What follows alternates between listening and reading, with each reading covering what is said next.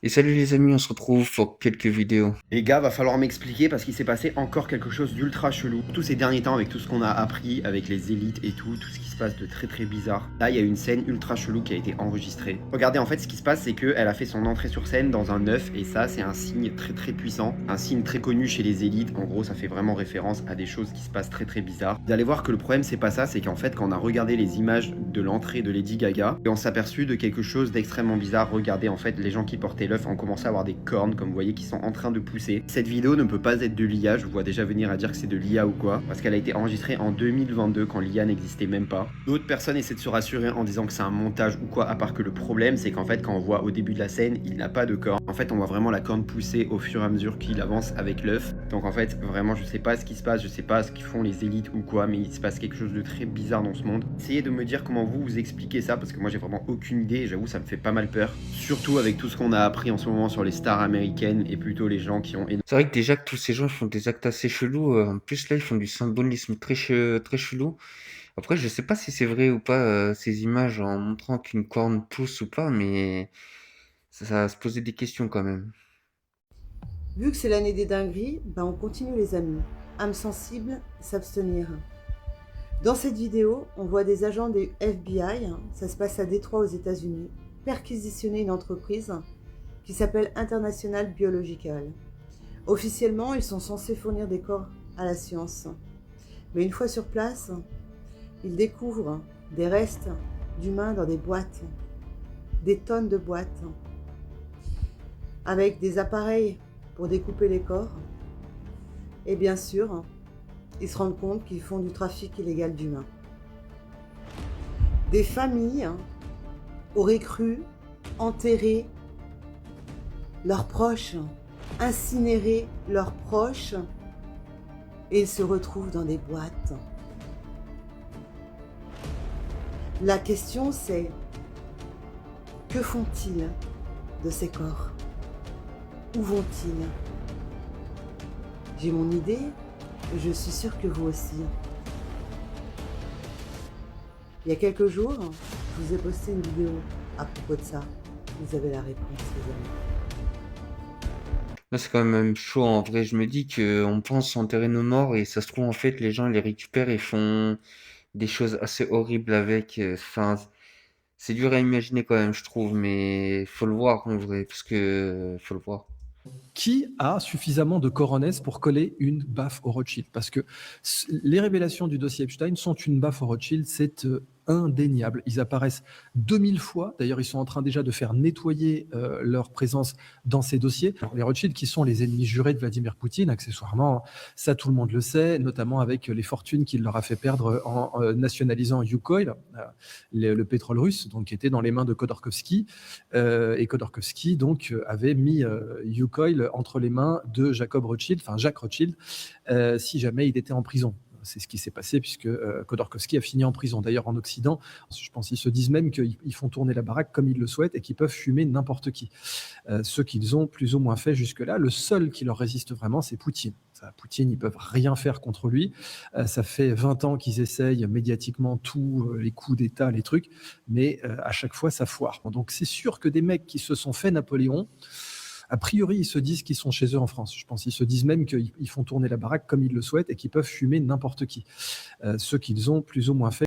En vrai, de toute façon, moi, ça me surprend pas du tout que ce style de famille soit relié à Einstein, parce que, en vrai, toutes ces grandes familles font des choses assez horribles, et quand on regarde comment ils ont fait leur argent, en général, c'est pas sur le bonheur des gens, mais bon. Quoi? Ça serait des fils de Jeffrey Epstein? Non, non, non, non, non, non. Ça, c'est la fameuse île de monsieur Jeffrey Epstein. Maintenant, l'info folle qui circule là du moment, ce serait que ces garçons-là lunaires seraient ces petits garçons à l'époque. Parce que Epstein n'a jamais déclaré, enfin du moins, ça n'a jamais été connu comme quoi il avait des enfants. Après, il peut avoir des enfants à gauche, à droite, non déclarés. Mais quand on fait le lien, ça suffit. Faut pas jouer avec les émotions des gens. Donc, dites que ces garçons-là, ça, c'était les petits là, avec lui sur l'île. Oh, oh là là. island boy. I'm just trying to make it. C'était pour ça qu'il chantait ça? And I'm an island boy. I'ma keep it like an island boy. I'ma keep it like an island boy. I'ma keep it like it's wild one. But you better really keep that gun. I'ma keep it like I'm up in the sun. I've been really at your food gazing. I'm like, boy, what you really saying? Island Boy, c'est ça? Pull up like a super saiyan. I'm trying to be out the greatest. Hey, look, I'm an island boy with my vest on like a Guamani. Yeah. I'ma keep it like an island boy. I'ma keep it like you two old guns. You gon' keep it like you real deal run. You gon' be like Elmo son. They keep playing while I clap the buns. I'ma keep it like an island boy. I'ma do it. I'm just island boy. Oh, I'm an island boy trying to make it. En vrai, pour ceux qui les connaissent pas, c'est des rappeurs et c'est vrai que c'est assez surprenant ce qu'ils disent parce qu'ils font comprendre qu'ils viennent d'une île et que Einstein, ça serait leur père. Mais après, moi, j'ai pas vraiment les preuves, mais franchement, ça me surprendrait pas. En plus que c'est des jumeaux et qui faisaient du colonnage dans le corps des femmes. Donc, franchement, ça, c'est grave possible. Si c'est pas un scandale, ça. Le tissu de la Kaaba dans les mains de cet affreux personnage, Jeffrey Epstein. Vous vous rappelez, j'ai fait une vidéo là-dessus. Regardez ce qu'ils disent. Non mais c'est une dinguerie, ça, en fait. C'est une dinguerie. C'est incroyable. Là, vous avez des documents nouvellement publiés par le département de la justice des États-Unis. Hein, c'est une dinguerie. C'est une dinguerie ce qui s'est passé. Là, je vais vous mettre quelques éléments. Mais c'est insupportable, insupportable. Ça a choqué tous les musulmans du monde entier, cette histoire de tissu de la Kaaba qui se retrouve dans les mains du... Il n'y a même pas de mots pour définir cet individu. Et selon des emails contenus dans ces fichiers, des morceaux du tissu de la Kaaba, connu sous le nom de la Kiswa, auraient été envoyés aux États-Unis et livrés à Jeffrey Epstein. Normal. Et la correspondance datée du mois de février et de mars 2017. Alors regardez. Et ça nous montre quoi? Une femme d'affaires basée aux Émirats Arabes Unis, une certaine Aziza Al-Ahmadi, qui travaillait avec un homme nommé Abdullah El-Mahari. Lui là que vous voyez de dos, hein, bien sûr. Donc tous les deux là, ces serpents, ont organisé l'expédition de 3 pièces liées à la Kiswa. Pas 1, pas 2, 3. Vous savez, le tissu noir brodé d'or qui recouvre la Kaaba, qui se trouve à la Mecque, où les musulmans viennent prier. C'est ce qu'on appelle la Kiswa, ce tissu. Et parmi ces pièces, il y en a une qui provient de l'intérieur de la Kaaba, là, celui que je vous entoure, une qui provient de l'extérieur, et la 3e pièce qui est fabriquée avec les mêmes matériaux, mais qui ne serait pas utilisée. J'ai pas bien compris. Et là, vous avez les emails qui décrivent comment la 3e pièce qui est non utilisée a servi à contourner les restrictions douanières et d'expédition afin que l'envoi des pièces, les 3 dont je vous ai parlé, puisse être classé comme œuvre d'art. C'est comme ça qu'ils ont contourné la douane. Parce que normalement, ça sort pas du pays, ça. Hein. Et vous pouvez voir dans l'un des emails, la femme, là, Aziza, souligne l'importance du tissu en question, là, le 3e, l'importance religieuse. Et elle s'adresse directement à Epstein. Non mais c'est un truc de dingue. Comment ils peuvent se connaître, ces deux-là? Et regardez ce qu'elle lui dit. La pièce noire, là en jaune, hein, a été touchée par au minimum 10 millions de musulmans de différentes confessions. Elle lui explique tout, hein, que ce soit les sunnites, les chiites et autres. Et elle rajoute qu'ils tournent autour de la Kaaba 7 fois, puis chacun essaye de toucher, autant que possible, de toucher le tissu. Et ils y déposent leurs prières, leurs souhaits, leurs larmes et leurs espoirs. Voilà ce qu'elle écrit là. Boula là. Kaaba là. Et sérieusement, c'est pas un scandale ça? C'est qui cette bonne femme?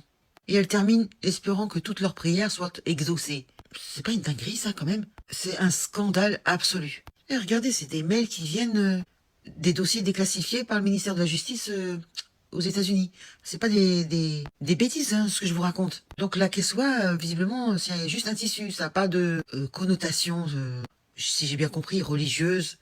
N'a pas un pouvoir sacré, ni force spirituelle apparemment. C'est un tissu qui a rien d'extraordinaire, c'est ce qu'ils disent. Elle recouvre, si vous voulez, la Kaaba, le cube noir. C'est le lieu le plus saint de l'islam, pour ceux qui savent pas, qui est donc situé à la Mecque. Et vous avez chaque année des millions de croyants, hein, des musulmans, qui tournent autour de la Kaaba en faisant la prière. Donc il y a beaucoup de pleurs, de souhaits, font des invocations. Et c'est un lieu sacré, quoi. Ils déposent leurs craintes, leurs espoirs devant Allah. Oui, c'est un lieu saint, c'est un lieu béni. Donc c'est pas une histoire de matière, de tissu ou quoi que ce soit. C'est juste le lien, ce tissu a juste un lien avec la Mecque, avec le cube, la Kaaba. Et on apprend que des morceaux de ce tissu s'est retrouvé entre les mains de cet individu tordu, là, ce criminel. Et c'est normal que les musulmans soient en colère. Vous avez vu ce qui s'est passé, je crois que c'est en Arabie Saoudite.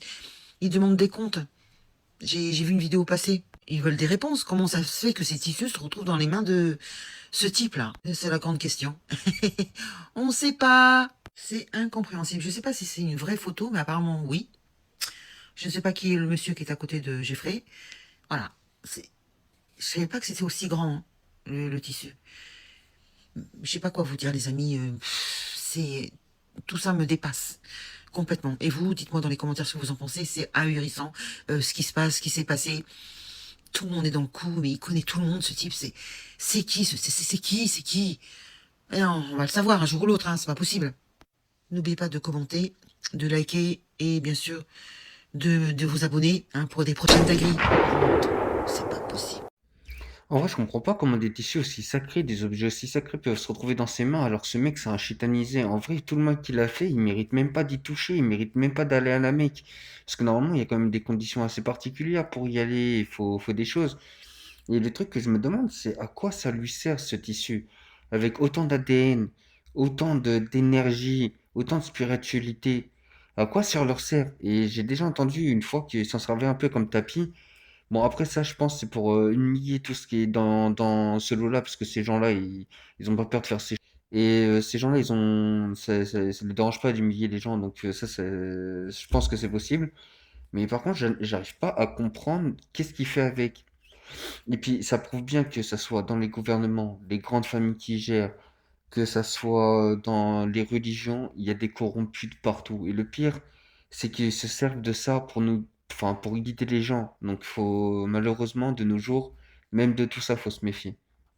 Salut la MIF, il y a une vague de suicides au sein de l'armée israélienne et je vais essayer de vous expliquer pourquoi. En gros, quand tu grandis en Israël, on te vend le narratif qui dit que, bah écoute, nous, dans le monde, tout le monde nous déteste, tout le monde nous veut du mal, mais c'est nous les plus forts, donc toi, tu vas rejoindre l'armée et tu vas te battre, et comme ça, tu vas sauver le monde. Ce Captain America, c'est toi. Donc toi, entre ce que les médias te disent, ce que les parents te disent et ce qu'à l'école on te dit, bah oui, tu commences à intégrer le fait qu'on est un peuple opprimé, donc je dois défendre mon pays. Tu rejoins l'armée. Au début, quand tu rejoins l'armée, il y a de la camaraderie, t'as un gun, en plus, l'Israël, c'est un pays qui est militarisé, donc le fait de faire partie de l'armée, ça te donne quand même un certain statut. En plus, les grades, ils montent hyper vite. Mais le problème, c'est à partir du moment où tu arrives sur le terrain. Toi, ce qu'on t'a vendu, c'est que tu allais affronter le Hamas, des soldats surentraînés, financés par l'Iran, qui sont absolument inhumains. Tu arrives sur place, il y a des femmes et des enfants. Mais toi, vu que la propagande, elle a quand même été forte, mais tu te dis, non, mais c'est des femmes de Hamas, c'est des enfants de Hamas, ça tue, ça tue, ça tue, ça tue. Maintenant, le lendemain, il y a quoi? Il y a ton chef qui te dit, aujourd'hui, on va enterrer des gens vivants. C'est-à-dire, et tu mets les gens, on va mettre de la terre sur eux. Et dans ta tête, tu commences à cogiter. Tu te dis, c'est bizarre, il y a un écart, il y a un grand écart entre la guerre qu'on m'a vendue et la guerre que je suis en train de pratiquer. Maintenant, toi, le lendemain, tu te réveilles, t'es motivé, t'as envie de faire la guerre et tout, tu vois quoi? Et tes potes, ils commencent à se prendre en photo avec des culottes de palestiniennes. Ils ont pillé des apparts, ça déjà, tu sais que c'est un crime de guerre, t'as appris ça à l'école militaire. Ils se prennent en photo comme ça avec des culottes de palestiniennes. Toi, tu te dis, mais qu'est-ce qu'ils foutent? Sauf que tu vois que tout le monde le fait. Donc au bout d'un moment, tu te poses la question, non mais attends, mais c'est nous les gentils ou nous on est quoi là? Il se passe quoi ici? Toi, la guerre qu'on t'a vendue, on t'a dit on va libérer des otages. Mais t'es dans un tank, et le chef de ton tank, il fait que comme ça, raser des immeubles, et tu te dis, mais c'est bizarre, ça fait 50 ans qu'on est là, j'ai vu aucun otage. Et exploser des buildings, c'est pas la meilleure manière de libérer des otages. Ils sont où les otages? Et en fait, le grand écart qu'il y a entre le monde qu'on t'a vendu et le monde que tu constates par toi-même, c'est ça qui te fait souffrir, c'est ça qui commence à te détruire psychologiquement. J'ai vu une vidéo d'un soldat israélien, il a une commission d'enquête, et en gros, il dit, bah, nous, quand on devient fou, les médecins, ils nous donnent juste du fentanyl. Du fentanyl, ça veut dire que toi, t'es là, t'es en souffrance psychologique, parce que tu as vu et tu as fait des choses qui sont quand même assez étranges, ça te perturbe, et eux, la meilleure chose qu'ils trouvent à faire, c'est te donner une substance de synthèse qui est absolument addictive. Et lui, ce qu'il dit, c'est que cette guerre, elle est en train de les rendre complètement zinzin. Les soldats, derrière, ils sont en train de se suicider à la chaîne, à la chaîne, à la chaîne. Donc si un jour, vous retrouvez dans une situation où vous aviez des convictions sur le monde, mais petit à petit, vous vous rendez compte qu'en fait, vos convictions, elles étaient basées sur absolument de la merde, prenez le temps de vraiment y penser. Ne vous enfermez pas dans un déni, parce qu'un bout d'un moment, vous allez vous retrouver au pied du mur et vous allez juste absolument péter les plombs. De toute façon, c'est souvent que dans les vraies guerres, on se rend compte qu'il y a pas mal de gens quand même quand ils reviennent, ils sont traumatisés, qui souffrent un peu par rapport à des choses qu'ils ont pu faire. Parce que c'est vrai que en soi, c'est pas comme dans un jeu, c'est pas forcément très drôle. Après, il y a des zones de guerre où c'est plus calme que d'autres, mais c'est vrai que c'est pas quelque chose que. Vous connaissez les neurodroits? C'est ce qui protège potentiellement notre dernière barrière de vie privée, l'intérieur de notre crâne. Non mais personne va rentrer dans mon cerveau, je suis un déglingo, personne rentre là-dedans. Mais c'est faux Michel, parce que cette barrière elle est en train de sauter. Il y a un marché qui est en train de se développer depuis des années en Soum Soum, c'est le marché des wearables pour cerveau. Et je vous parle pas d'un truc comme Neuralink avec une puce dans le cerveau, ce sont des casques qui sont déjà en vente. Il y a plusieurs marques sur le marché, comme Emotive pour la concentration au travail, ou Dream pour le sommeil. Et honnêtement sur le papier c'est génial, c'est du bien-être, donc ça marche. Mais ce que ces bandes font, c'est capter les données brutes neuronales. Et là c'est moins sympa. On rentre même dans une zone floue juridique totale. Et quand il y a récolte de données, on peut se poser une question, à qui appartiennent vos pensées? Imaginez que votre bandeau de sommeil, il détecte via des ondes cérébrales des signes précoces d'Alzheimer ou même une tendance à la dépression. Est-ce que la marque, elle peut vendre vos données à votre mutuelle pour qu'elle double les prix? Demandez pas pourquoi je me pose ce genre de questions, c'est des sujets que je traite le soir tard après le taf. Et même si on va plus loin, est-ce que votre patron il peut vous demander vos données de focus pour vérifier si vous bossiez ou si vous rêvassiez? Et en creusant un peu plus le sujet, dans mes nuits tardives, je me suis rendu compte que la plupart des pays, ne l'interdisent pas. Vos neurones sont des données comme les autres. Et les pionniers à avoir mis une loi en place pour ça, c'est le Chili. En 2021, ils ont modifié leur constitution et ils ont voté une loi pour créer le neurodroit. Dingue les Chiliens. C'est le premier pays à dire légalement, je vous le lis, l'intégrité mentale est un droit humain, on ne peut pas la hacker. Drop the mic. C'est dingue quand même. Aujourd'hui, on doit légiférer que ce qui se passe dans notre tête nous appartient, avant de donner la clé de notre inconscient à des grandes entreprises. Donc en gros, avant pour garder un secret, il fallait juste se taire. Maintenant, il va falloir arrêter de penser. Faut que j'arrête de travailler après minuit, moi. Et je suis sûre que si je vous dis, Mais en vrai, je comprends pas comment ils peuvent croire que les pensées qu'on a dans notre tête, ça pourrait leur appartenir ou qu'ils pourraient regarder dedans. Normalement, sur leur technologie, ils seraient en incapacité totale de regarder dans notre tête. Donc, en aucun moment et en aucun droit, ils devraient penser qu'ils auraient le droit de le faire.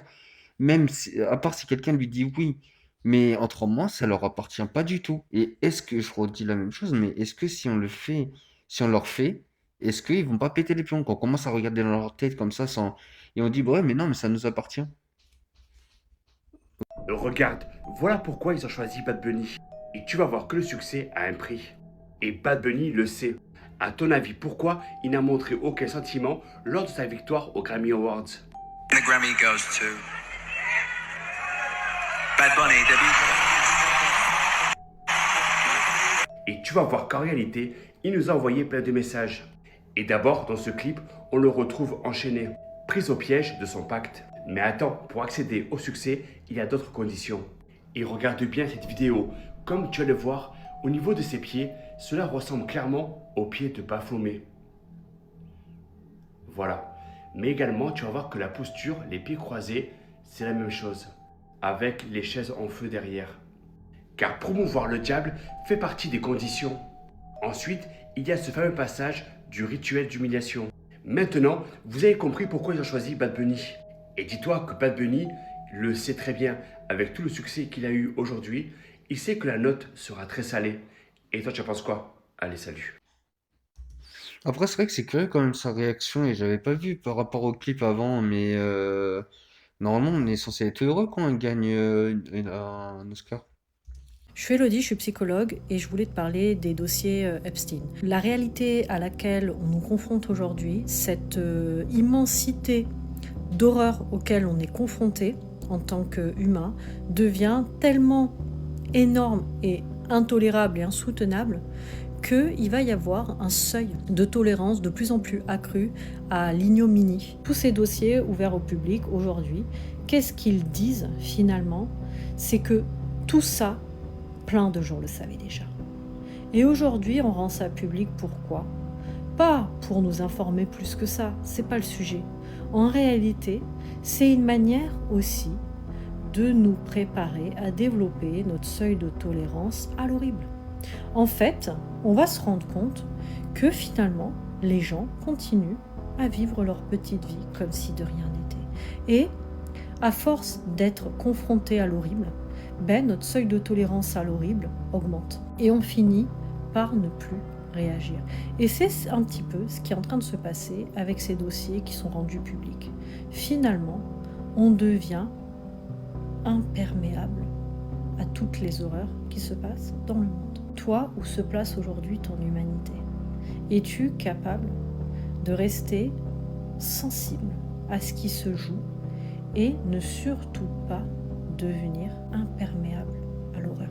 Elle a raison, parce que j'avais vu ça en grandissant avec les plus jeunes qui voulaient toujours faire plus de conneries que les plus anciens, et autrement avec les journaux télévisés, parce que quand on voit toute la galère qu'il y a et que du coup, les journaux télévisés, en vrai, c'est vrai que du coup, nous, on réagit moins à toutes ces choses, on les voit, mais on réagit pas spécialement. Et c'est vrai que je pense qu'en augmentant graduellement le taux d'agressivité, tout ça, bah en fait, on va finir par s'habituer et les générations grandissant vont être dedans et ça va être de pire en pire. Mais après, ça peut s'améliorer quand même. Et c'est tout pour pour aujourd'hui. Je vous dis une bonne journée et une bonne soirée.